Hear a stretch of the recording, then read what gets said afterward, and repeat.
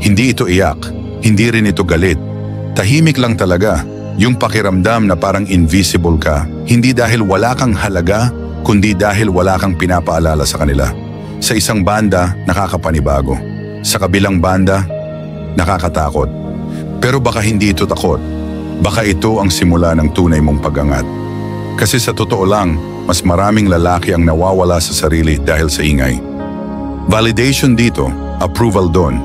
Like, comment, text, tawag, date, post.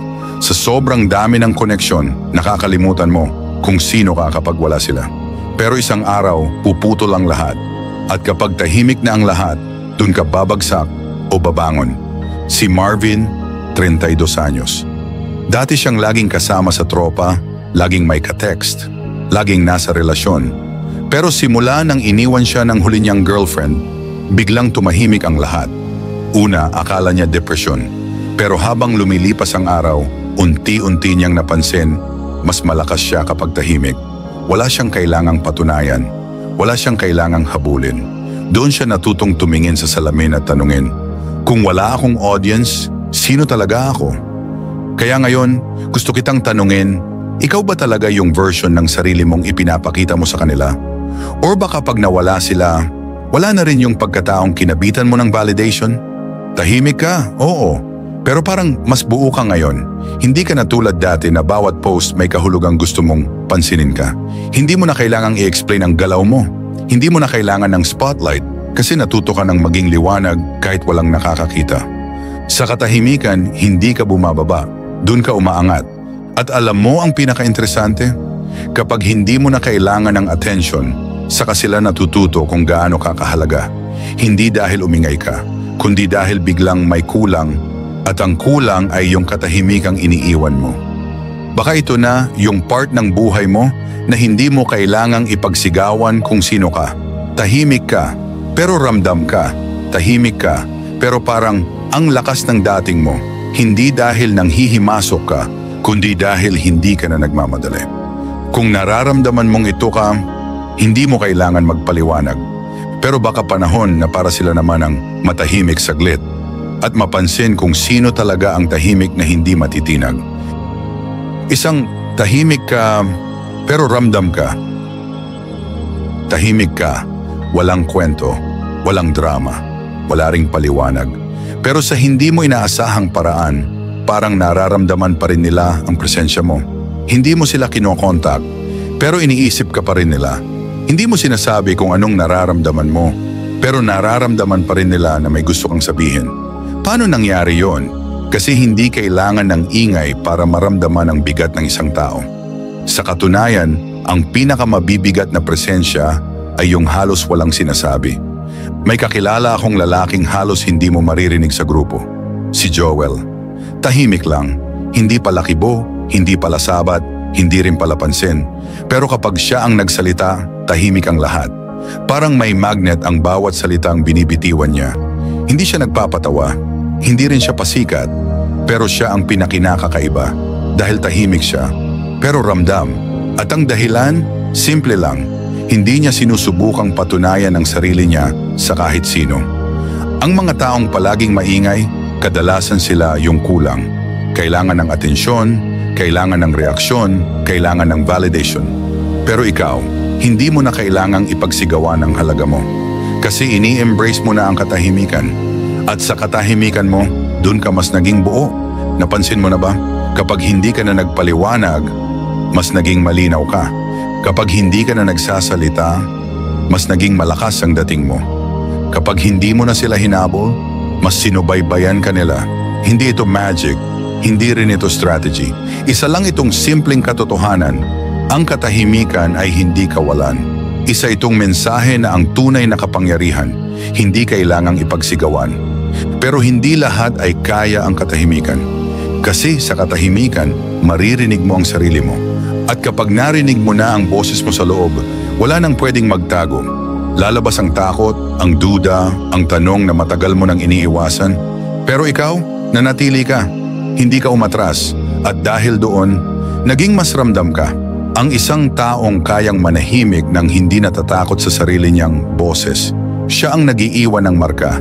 Kahit hindi siya bumate, kahit hindi siya magpaalam, kahit hindi siya sumigaw. Tahimik ka, pero para kang memoryang hindi mabura-bura sa isipan ng mga tao. Tahimik ka, pero parang ikaw ang tanong na walang sagot. Kaya kung iniisip mong hindi ka napapansin, baka kailangan mong tanungin, sigurado ka bang hindi nila ako napapansin? O baka hindi lang nila maamin na namimiss nila ang presensya ko? Hindi lahat ng tahimik ay nawawala. Minsan sila pa nga ang pinakaramdam sa lahat. Dalawa, ang hindi mo sinasabi, sila ang nakakaramdam. Hindi mo kailangan magsalita, hindi mo rin kailangan magpaliwanag. Pero bakit parang sila ang hindi mapakali? May mga taong marunong magtanong, may mga taong marunong sumagot, pero ang pinaka nakakagulo sa isipan, yung mga taong hindi mo maintindihan kasi wala silang sinasabi. At minsan, ikaw yon, hindi mo sinabing nasaktan ka pero bigla kang nanahimik. Hindi mo sinabing sawa ka na pero hindi ka na rin bumalik. Hindi mo sinabing hindi mo na sila hinahanap pero wala ka na rin sa paligid. At ngayon, sila ang naiilang. Totoo yan. Minsan ang pinakamabigat na presensya ay galing sa mga taong wala ng paliwanag. Kasi pag wala ng paliwanag, ibig sabihin tapos ka na makipagtalo. At ang ganitong klase ng pananahimik, mas malakas pa sa sigaw. Isang kaibigan ko si Adrian, hindi siya ang tipo ng taong galante magsalita. Tahimik lang siya. Kapag may problema, hindi siya naghahabol ng confrontation. Pero isang araw, bigla na lang siyang hindi sumasagot. Hindi siya nag-unfollow, hindi rin nag-block. Nandyan lang siya, pero parang invisible. At guess what? Lahat kami nagtanong. Anong nangyari? Hindi siya nagsalita, pero lahat kami ramdam. Yan ang hindi naiintindihan ng marami. Kapag hindi mo sinabi, hindi ibig sabihin wala kang nararamdaman. Minsan, kaya ka nananahimik kasi pagod ka na ipaglaban ang sarili mo sa mga taong ayaw makinig kahit sinisigaw mo na ang totoo.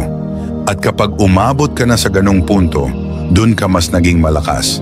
Kasi mas pinili mong manahimik kaysa maging masama ang loob. Mas pinili mong lumayo kaysa magpaliwanag sa mga hindi naman interesado sa sagot. Ang pananahimik mo ay hindi kahinaan. Isa itong pader. Isa itong hangganan na nilalagay mo para hindi ka na ulit masaktan. At alam mo ang irony, kapag tahimik ka na, saka sila nagtatanong, anong problema niya? Bakit parang ang layo niya na? May nagawa ba ako? Ang totoo? Oo, meron. Pero hindi mo na kailangang ipaalala. Dahil ang lalaking hindi na kailangang magsalita para maramdaman, yun ang uri ng lalaking hindi madaling kalimutan. Kaya kung iniisip mong kailangan mo pa ring magpaliwanag, baka hindi pa sapat ang tiwala mo sa katahimikan mo. At kung ikaw ang tipong nanahimik na, pero parang sila pa rin ang hindi mapakali, malamang hindi ikaw ang problema. Aura mo yon, presensya mo yon, at hindi nila kayang baliwalain yon. 3, habang tahimik ka, lalo kang pinagmamasdan. Napansin mo ba, kapag naging tahimik ka, parang mas dumami ang nakamasid sa'yo. Dati halos araw-araw may update ka. Ikinukwento mo ang nararamdaman mo, iniisa-isa mo ang mga dahilan kung bakit ka ganyan, bakit ka umalis, bakit ka nanahimik. Pero ngayon, pinili mong tumahimik. At sa hindi mo inaasahang paraan, mas naging maingay ang paligid. Hindi dahil nagsasalita ka, kundi dahil gusto ka nilang maintindihan. Sa social media, minsan walang nagli-like sa post mo. Pero pag nawala ka, biglang may magme-message. Uy, bakit wala ka na? Okay ka lang ba? Ano nang nangyari sa'yo? Tahimik ka lang naman Hindi ka naman nagde-deactivate, hindi ka rin nagparinig. Pero bakit parang sila ang hindi mapakali? Kasi ang mga tao likas na curious, lalo na kapag hindi mo sila binibigyan ng paliwanag. Lalo na kapag tahimik ka, pero hindi nawawala ang presensya mo. Isang halimbawa si Vince, dating vlogger, maingay, palaging on-cam, palaging may content. Pero nang magsimulang tumahimik, biglang lumakas ang impact. Hindi siya nag-post ng goodbye, hindi siya nag-explain, tahimik lang siyang tumigil. Pero yung mga dating walang pake, biglang naging alerto. Lahat nagtaka. Nasaan na siya? Ganito rin ang totoo sa tunay na buhay. Kapag palagi kang present, nasasanay sila. Kapag palagi kang nagpapakita, nagiging ordinaryo ka. Pero kapag nawala ka, at lalo na kapag wala kang explanation, doon nila marirealize kung gaano ka nila binabantayan. Hindi dahil gusto ka nilang saktan, kundi dahil gusto nilang intindihin yung bagay na hindi mo sinasabi. Tahimik kang tinitingnan, tahimik kang sinusundan, tahimik kang pinag-uusapan, at hindi ito tungkol sa pagiging sikat. Ito yung tinatawag na aura. Yung kahit wala kang sinasabi, parang ang dami mong sinasabi. Yung kahit hindi ka nagsasalita, parang may binubulong ka. Alam mo kung bakit ito nakakabighani? Kasi bihira ang lalaki na marunong magsalita sa pamamagitan ng pananahimik. At kung ikaw yun, mas marami ang tahimik na sumusubaybay sa'yo kaysa sa iniisip mo. Kung binabasa mo pa ito, malamang naramdaman mo rin, yung simpleng presensya mo parang may epekto. Yung hindi mo sinasadya, pero parang hinahanap ka. Hindi mo kailangang i-explain kung bakit ka tumahimik. Pero kung gusto mong manatiling buo ang inner circle na may sense, baka oras na ring tahimik mong i-follow yung mga content na tulad nito. Dito, walang sigawan, walang pang-aakit, walang pagpapakyut, tahimik tayong lumalalim. At kung yan ang hinahanap mo, alam mo na ang dapat mong gawin. 4, kapag hindi ka naghahabol, sila ang nagtataka. Sanayong-sanayong sila na ikaw ang unang kumakamusta. Ikaw ang unang nagsisend ng message. Ikaw ang unang nag-aabot ng effort. Ikaw ang palaging nandoon kahit hindi ka hinihintay. Pero isang araw, tumigil ka. Walang announcement, walang drama. Tumahimik ka lang. At dun sila nagtanong, bakit parang hindi na siya naghahabol? May iba na ba siya? Nasaktan ko ba siya? Ang totoo, wala ka namang gustong iparating. Napagod ka lang. At kapag ang isang lalaki ay napagod hindi dahil sa kabiguan, kundi dahil sa kakaisip, mas malalim ang katahimikan na nililikha niya. Hindi mo sila sinaktan, hindi mo rin sila pinatahimik, pero ramdam nila yung pagkawala mo kasi sanay silang naroroon ka. At kapag nawala ka, ang lakas ng tanong, hindi nila alam kung anong sagot. Kasi sanay silang sila ang pinipili, pero ngayon wala nang pumipili sa kanila. At dito lumalabas ang aura ng isang lalaking hindi na naghahabol. Tahimik, matatag, hindi mapilit. Hindi dahil wala siyang nararamdaman, kundi dahil natutunan niyang may mga bagay na hindi kailangang habulin para mapunta sa kanya. Kilala mo ba si Miko? Isang simpleng lalaki, hindi kagwapuhan, hindi rin mayaman. Pero may isang bagay sa kanya na kakaiba. Kapag hindi mo siya pinili, hindi ka rin niya ipipilit. Kapag hindi ka sumagot, hindi siya magpapaliwanag. Kapag hindi ka interesado, hindi siya magtatangka ulit. Hindi siya bitter, hindi rin siya cold.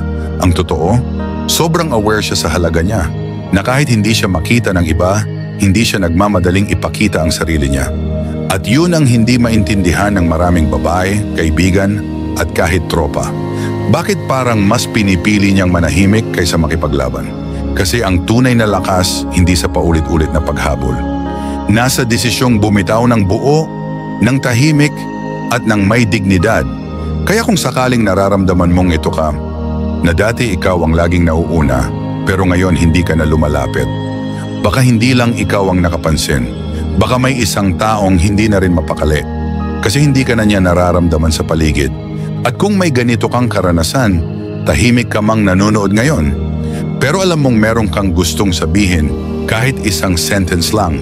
Ipaabot mo yon sa baba, hindi para sa kanila, kundi para sa iyo na ngayon ay hindi na naghahabol, pero hindi rin nakakalimot. 5, tahimik ka, pero lahat gusto mong malaman. Tahimik ka, pero huwag silang magkamali dahil hindi ibig sabihin ay wala kang napapansin.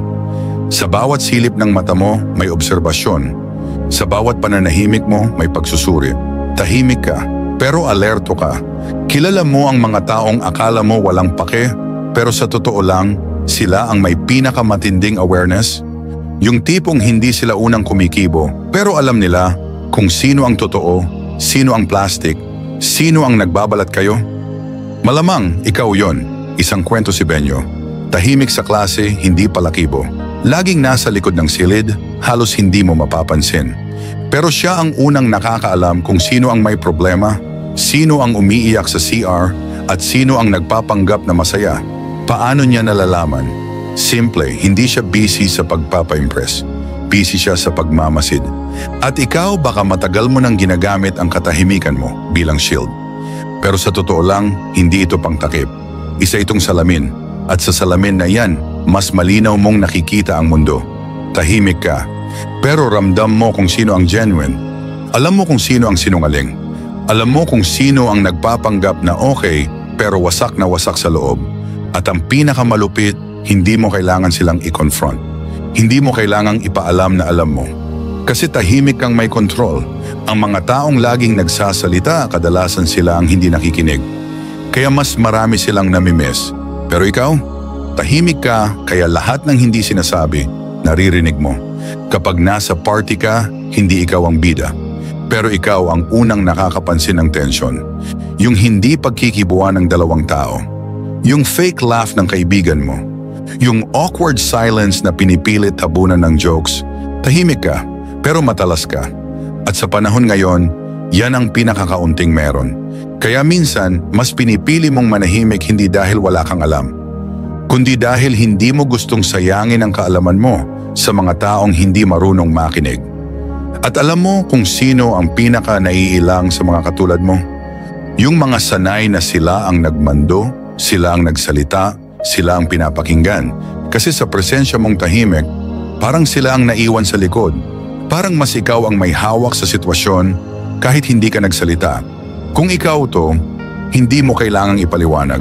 Pero aminado ka siguro na minsan mas masarap tumahimik, lalo na kung alam mong ikaw ang may pinakamatinding alam sa lahat. 6. Ang presensya mo, hindi basta malilimutan. May mga taong kahit 5 taon mo nang hindi nakikita, bigla mo pa ring naaalala. Hindi dahil may ginawa silang matindi, hindi dahil malakas silang magsalita, kundi dahil tahimik silang nagpaalam pero malakas silang nag-iwan. At ikaw, baka hindi mo alam, pero baka isa ka na sa kanila. Hindi ka marunong mang-insulto, hindi ka mahilig sa eksena, hindi mo pinipilit ang sarili mo para maalala. Pero kahit saan ka mapunta, may isang taong hindi ka mabura-bura sa isipan. Ang mga presensyang malakas, hindi yan laging maingay. Minsan, yan pa yung tahimik lang pero parang may naiwan sa hangin. Yung bigla silang naging absent pero parang andyan pa rin sila. Yung hindi ka na nila kinakamusta pero nararamdaman mo pa rin. Isang araw may nag-send sa akin ng message, "Bro, hindi ko alam kung bakit hindi ko makalimutan yung kaibigan kong si Alwin. Hindi naman kami nag-away, hindi rin kami close, pero parang may iniwan siya sa akin."